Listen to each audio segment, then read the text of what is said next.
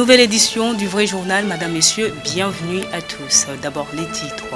12 personnes tuées dans une attaque menée contre les carrés miniers d'Exode dans la nuit du mardi 1er juin par les miliciens Codeco en Ituri. À moins d'une semaine de la fin de 30 premiers jours de l'état de siège, c'est mercredi 2 juin, le ministre de la Défense Gilbert Kabanda dit avoir reçu le moyen financier pour les opérations sur terrain. Et puis vous allez suivre dans votre rubrique invité du Vrai Journal le professeur Bob Kabamba. Tous ces titres vous seront développés tout à l'heure. Patricia Mastaki à la présentation. Détournement à la société d'aviation Congo Airways, l'inspection générale des finances IGF accuse les conseils d'administration du Congo Airways, recuse un article de Scoop RDC décrypté pour vous par Gertrude Ololo. Suivez. Le président du conseil d'administration de la société Congo Airways, Désiré Baliziré Bantou, récuse les rapports des détournements de 23 millions de dollars américains au motif que l'interprétation de certaines données comptables et financières ne devait pas être absolue, mais plutôt relative en fonction des opérations aériennes, des opérations du sol, la maintenance, la qualité et la sécurité, la sûreté et la formation de l'équipage, ainsi que le business planning de la société. Rappelons en clôturant leur mission d'audit à Congo Airways, les inspecteurs ont dénoncé des faits, notamment 2 millions de dollars et demi des paiements non justifiés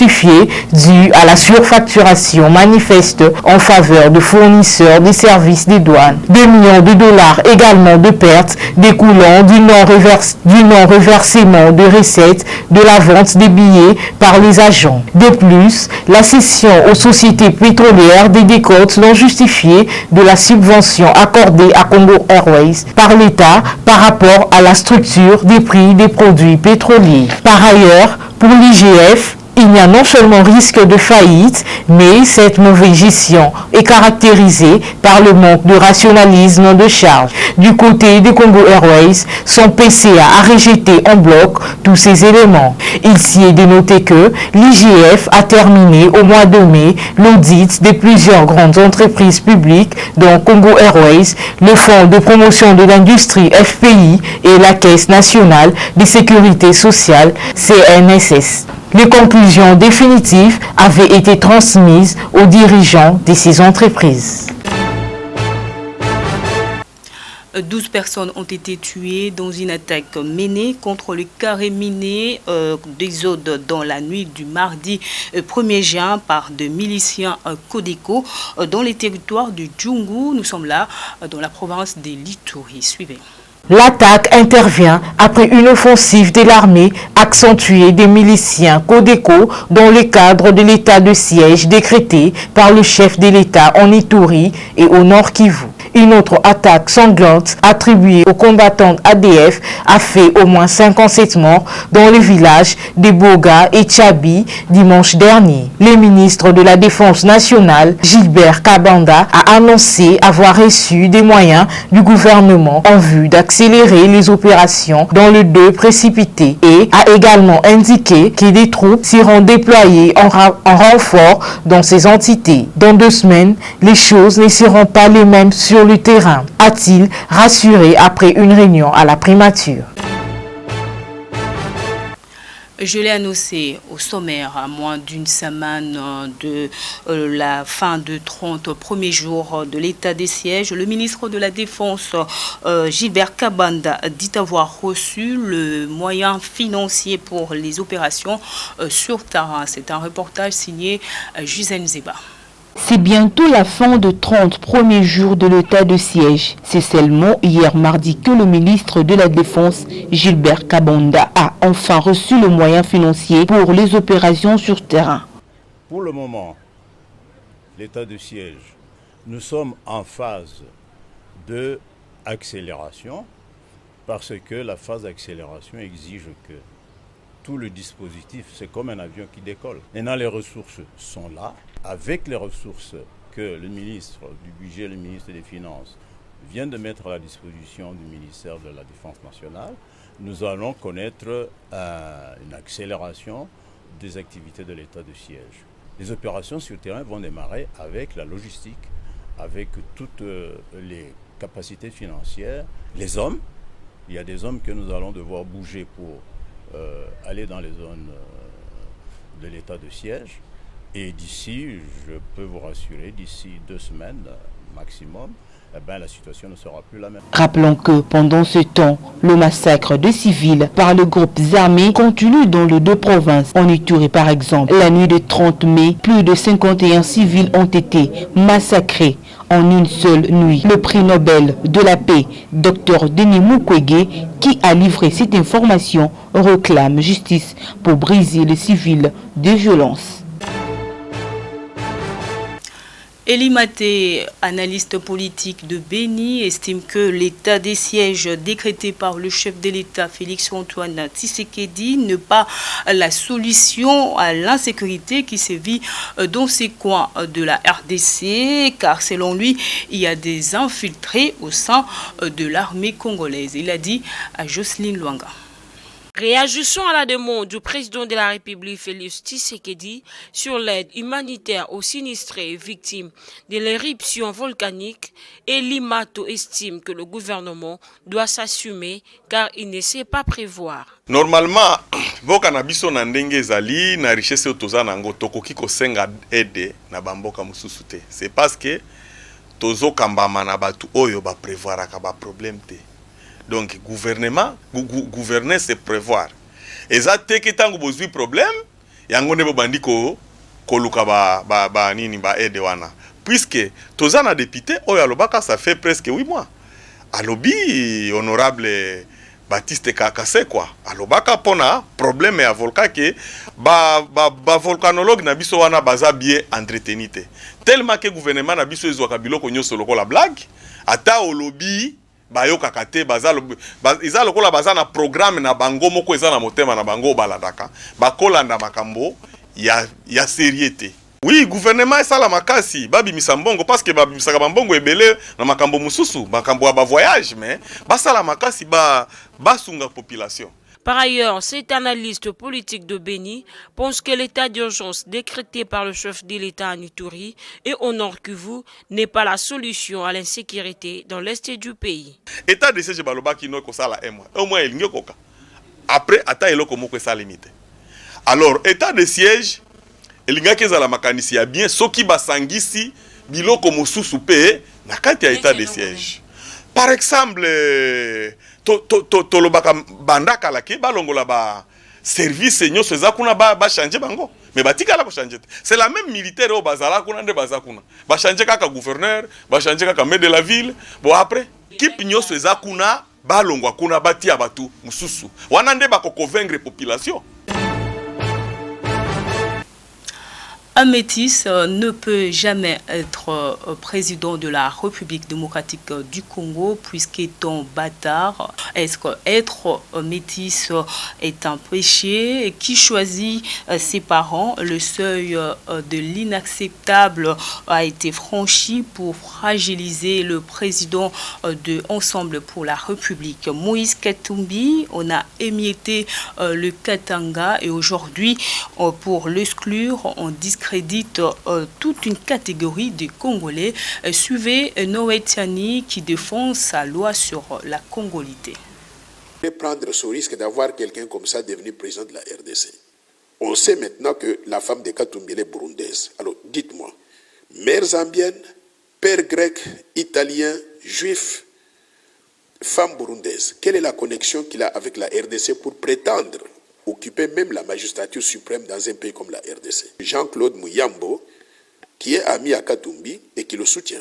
Lui et moi, on n'a pas suivi la même éducation. Au niveau familial, moi, j'ai évolué dans une famille où il y a un père, une mère et des frères et sœurs, tous faisant partie d'une ethnie, d'une tribu et d'un pays qu'on appelle la République démocratique du Congo. Et lui, je ne sais pas d'où il vient. Quand vous regardez sa tête, vous voyez bien que cette tête-là n'est pas congolaise. La tête de Mouyambo n'est pas congolaise. Mais je ne sais pas, il y a des Congolais comme ça ici? Vous pouvez me montrer 2 ou 3 comme ça? Je n'en connais pas. 2, je voudrais dire une chose. Regardez les Polonais, vous allez trouver qu'ils ressemblent aux Polonais. Ou bien son père était la domestique qui travaillait chez les prêtres. C'est qui vrai n'est pas un enfant bâtard. qu'il nous parle aussi de sa famille, de son père, de sa mère. Ils sont originaires de quel pays, de quelle ethnie? Ils étaient mariés où et quand? Moi, je peux vous donner aussi donc la date de mariage donc, de mes parents. Donc, s'ils étaient mariés, ils ont un enfant régulier comme moi. Mais s'ils n'étaient pas, c'est un bâtard et il devrait se taire avant de pouvoir s'attaquer à quelqu'un comme moi. C'est un bâtard et il devrait se taire. Restons toujours dans ces chapitres débat sur la congolité. Déjà en 2014, la question était abordée et vidée de tout son sens par Thomas Louaka. Suivez. Vous prenez deux garçons. Un s'appelle Kevin. Kevin est né à Stockholm. Des parents et des mères réfugiés. Réfugiés économiques, que nous on appelle les réfugiés politiques. Vie. Comme à Stockholm, Kevin. Kevin a grandi là-bas, il a 20 ans. Kevin, il parle anglais, il parle suédois. Il parle le suédois. Les lingala, il comprend un peu parce que les parents parlent le lingala à la maison. Mais la musique congolaise, il ne connaît pas. Ça, c'est Kevin. De l'autre côté, tu as un garçon qu'on appelle Aboubakar. Aboubakar est né ici, dans la commune de Kinshasa. Moi, je suis Bandingari. Papa, maman, sénégalais. Non contesté, vraiment des sénégalais. Aboubakar est né à Kinshasa. Aboubakar a grandi à Kinshasa. L'endroit le plus éloigné de la vie de Aboubakar à Kenda. Bakenda qu'est-ce qu'il y a Kisantu? Kolongwa na Congo Karatina Kisantu à Zonga. Aboubakar maintenant, lorsque le léopard perd, léopard est poli, Aboubakar a un appétit, il n'a pas envie de manger. Lorsque les vieux Tshisekedi crient comment voler, mais voient, Aboubakar est dans la rue, parmi les commandants il dépêche. Dans les quartiers on l'appelle Abouba. Aboubakar est là, dans la polémique il y a Renaissance contre DSMP. Abouba Zanakati. Bon. Entre Aboubakar, fils de Sénégalais, et Kevin, fils de Congolais, qui est Congolais? Aboubakar. Ok. Aux amateurs à Koyoka.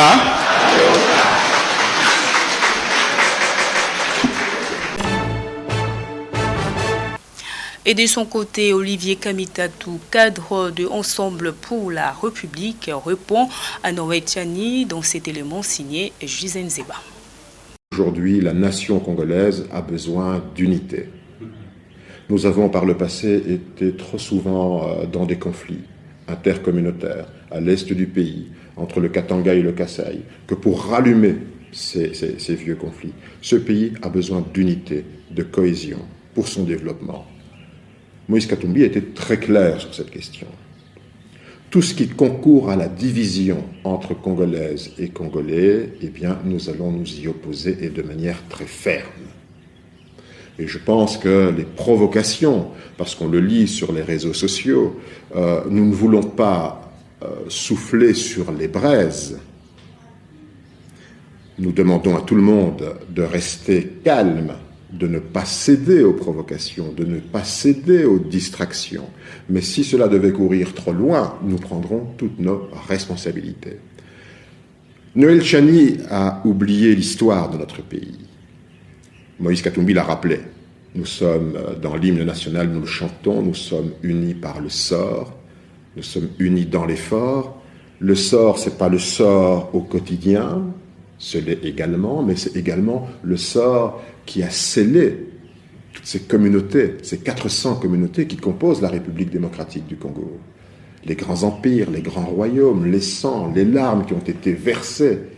Et puis finalement, quelqu'un nous a indiqué quelles seraient nos frontières. Et nous avons décidé de bâtir ensemble une grande nation. Cela ne peut pas être remis en question pour des artifices d'exclusion de Moïse Katumbi ou de qui que ce soit, à quelque fonction que ce soit. Nous sommes tous filles et fils de la République démocratique du Congo. Nous sommes des Congolaises et des Congolais à part entière. Il n'y a pas de Congolais demi-portion et d'autres qui seraient Congolais à part entière. On ne peut pas accepter ces germes de division, de haine, parce que cela va conduire à de la violence. Or, nous devons mettre un terme à toutes ces violences. Finalement, unis par le sort, mais également unis par l'effort, Chacun contribue. Poursuivons ce journal, parlons justice à présent. Procès en appel dit de 100 jours de Vital Kamerhe. C'était mardi 1er juin à la prison centrale de Makala, le deuxième jour d'audience foraine du procès en appel du président de l'UNC et consort dans l'affaire des détournements de fonds alloués aux travaux d'urgence de 100 jours. Il est clôturé sous une haute tension. Reportage. C'est sous une tension mardi 1er juin à la prison centrale de Makala que s'est clôturé le deuxième jour d'audience foraine du procès en appel de Vital Kamerhe et consort dans une affaire des détournements de fonds alloués aux travaux d'urgence des 100 jours du chef de l'État. Les avocats de l'ancien directeur de cabinet de Félix-Antoine Tshisekedi ont quitté la salle après que la cour d'appel de Kinshasa-Gombe ait rejeté la demande de Daniel Chagalume et Gingi alias Massaro qui sollicitait la récusation de la composition de la Cour. En dépit de leur retrait dans la salle, les juges ont décidé de poursuivre la plaidoirie en présence des avocats de Sami Jamal, Jano Mohima et du ministère public. Ici est de noter que la Cour d'appel de Kinshasa-Gombe a pris l'affaire en délibéré et rendra son jugement dans 2 semaines, soit le 15 juin prochain. Rappelons également que le président de l'Union pour la nation congolaise, UNC, avait été condamné en première instance de 20 ans de prison en juin 2020 pour détournement de fonds alloués à la construction de maisons préfabriquées dans le cadre du programme d'urgence dit 100 jours du président de la République, Félix-Antoine Tshisekedi. 1er juin 2010, 1er juin 2021, 11 ans déjà, depuis le double assassinat de Floribert Chebeya et Fidel Bazana, tous 2 activistes de droits de l'homme, au terme d'un procès duquel certaines personnes ont été condamnées. Pour les familles des victimes, les vrais assassins ont été toujours en liberté à Kinshasa et à Lubumbashi. John Numbi, cité comme donneur d'ordre dans l'affaire, est hors du pays et un avis de recherche a été loué contre lui avec un mandat d'amener. Le coordonnateur du collectif d'avocats, Maître Richard Bondo, déclare que les procès reprend d'ici 2 semaines et tous les criminels qui ont concouru à l'assassinat seront jugés. Il a dit à Jocelyne Luanga et David Biga. Cette date me rappelle l'assassinat, le double assassinat de Chebeya et Bazana. C'est une journée triste et qui ne laisse pas abattu.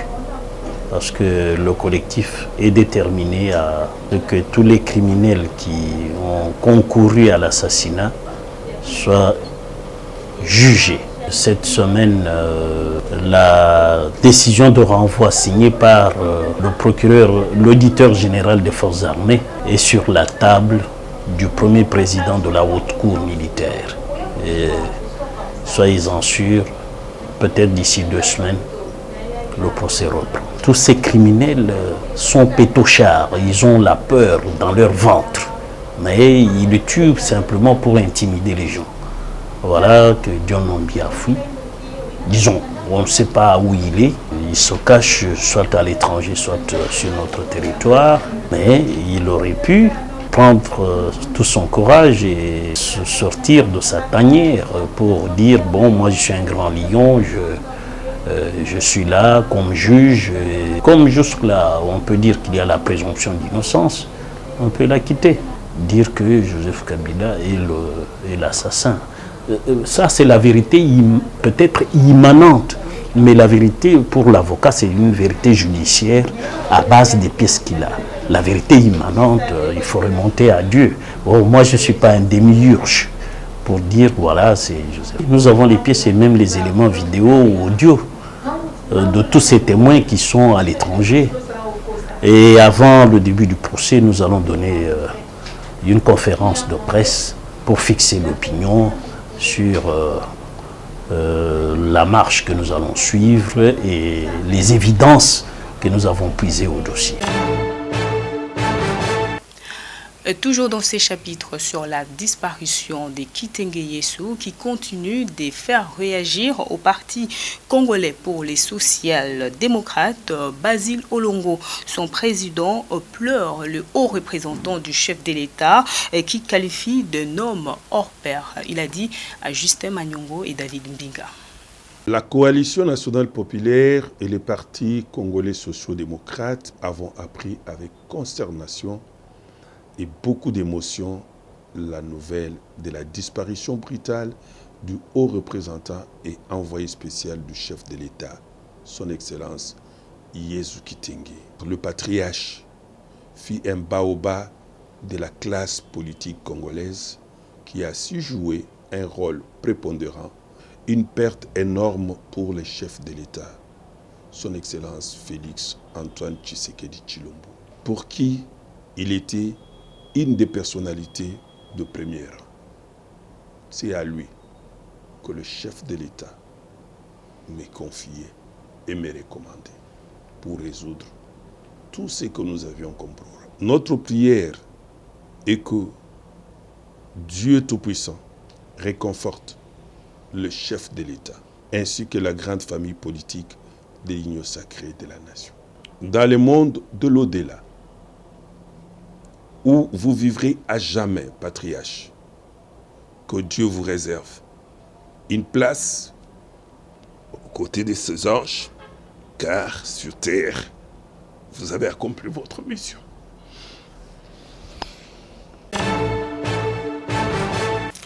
Nous voici à la deuxième partie de ce journal. Place à présent à l'invité. Le thème de parti politique et campagne électorale. En gros, qu'est-ce qu'on entend par un parti politique? Comment est organisé un parti politique? Qu'est-ce qu'il faut faire pour avoir un parti politique? Et ensuite, en fonction de ça, avoir les bases pour pouvoir mener des stratégies par rapport à une campagne électorale. Et c'est pas... Nous sommes déjà dans le moment clé.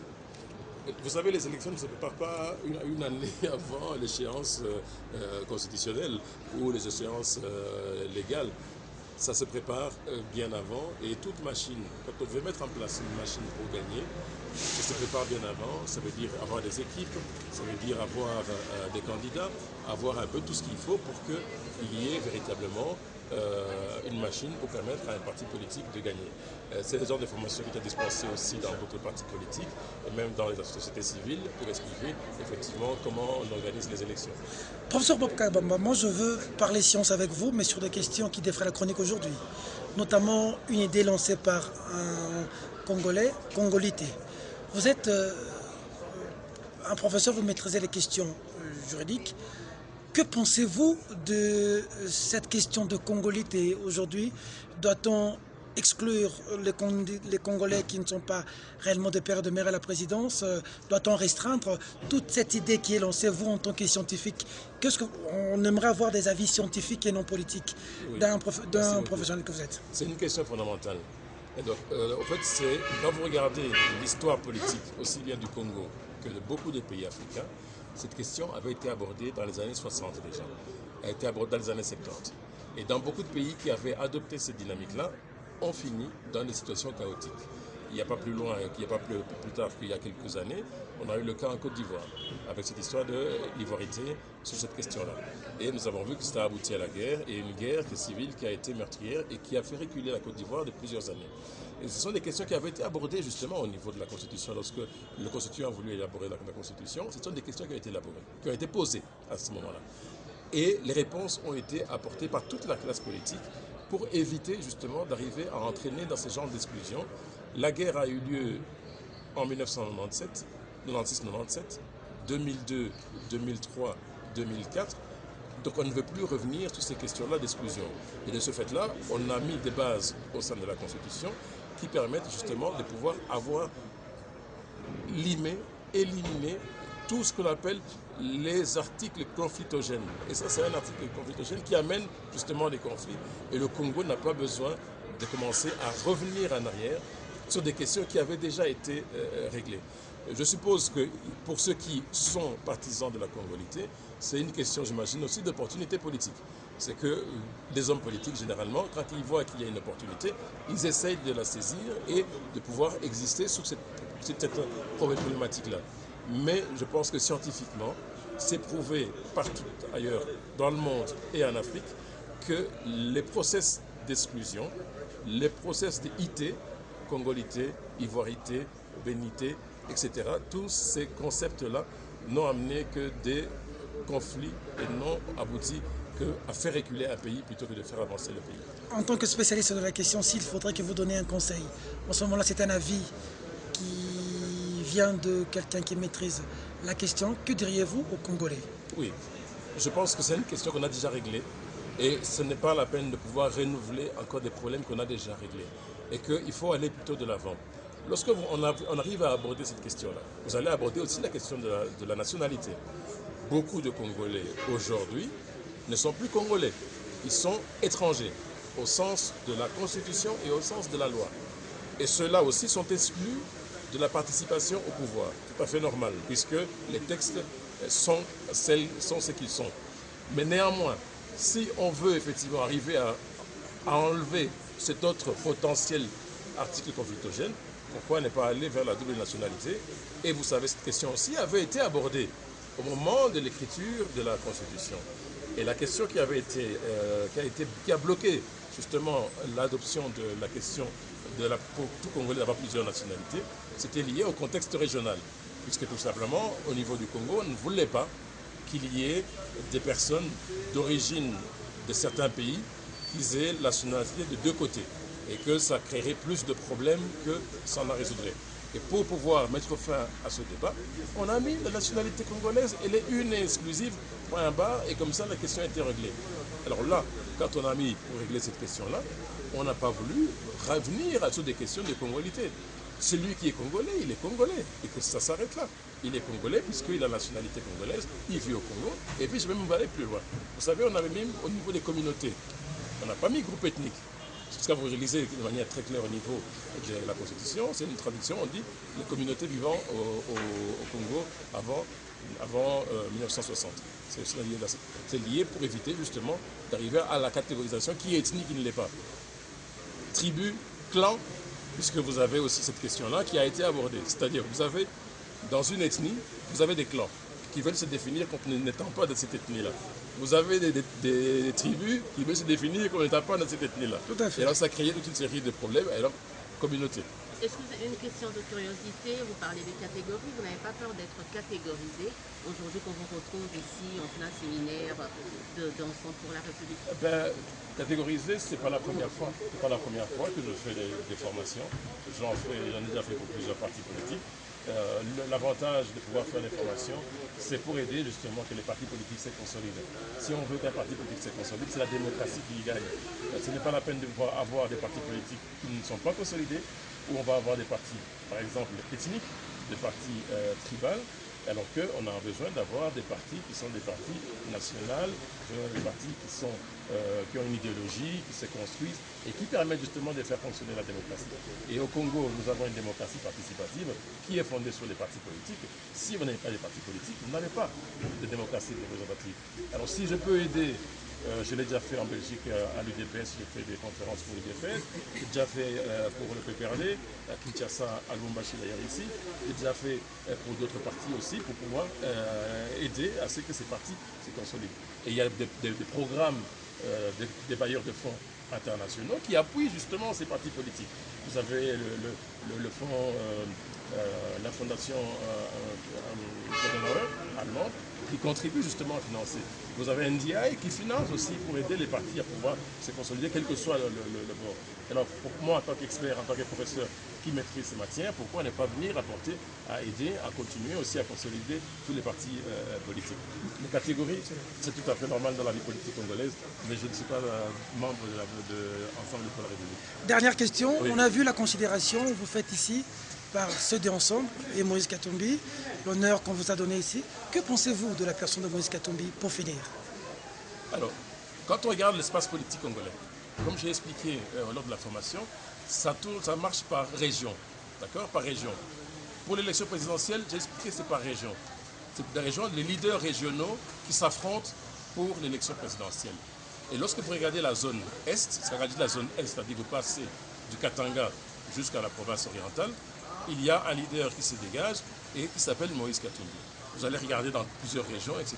Donc c'est une personnalité politique, c'est un poids lourd politique de la RDC, et que s'il travaille bien, s'il essaye de mettre en place sa machine de guerre par rapport aux élections, et donc il va aller aux élections avec une machine de guerre, avec pour lui, j'espère que s'il va gagner, ou quelqu'un d'autre pourra le battre. Et donc c'est un poids lourd de la politique comme tous les autres poids lourds qu'il y a ailleurs, que ce soit Jean-Pierre Bemba, que ce soit Martin Fayoulou, que ce soit le président Tshisekedi. Je parle de lui en tant que leader dans un processus électoral. Il est président et donc dans un processus électoral, il sera presque au même niveau que les autres leaders. Professeur Bob Kabamba, merci. Merci. Vous venez là de suivre le professeur Bob Kabamba. C'est sur cette note que nous mettons un terme à ce journal. Toute la rédaction du vrai journal vous remercie de l'avoir suivi. Madame, Messieurs, ce journal est terminé. Au revoir.